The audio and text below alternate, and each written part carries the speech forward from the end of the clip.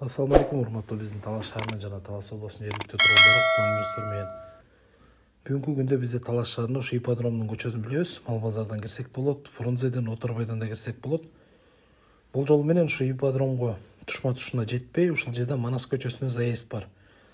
Бул жагын баарыбыз билебиз. Тынчтык конушу деп аталат. Ошол жерден бул жолу менен 100 метр айдагандан кийин ушул Манас көчөдө 6 сотик участок бүгүнкү күндө сатыкка чыгып жатат. Экранын бетинде участоктун ээсинин номери бар. Баасын $9,000 акча сурап жатышат. Келип көрүп жактырсаңыздар, алсаңыздар болот сөзсүз түрдө. Бүгүнкү күндө бул тынчтык конушу аябай стройка бат жүрүп, жакшы тамдар түшүп, жакшы өнүгүп келаткан бир конуш десек жаңылышпайм. Андыктан бул видео менен бөлүшүп, бул участок жаккан болсо сөзсүз түрдө келип көрүңүздөр. Экрандан алыстабаңыздар, эмки чыгарылышка чейин сак саламатта калыңыздар. Жана бул видеонун алдына лайк басып, комментарий калтырып, башкалар менен бөлүшкөндү унутпаңыздар.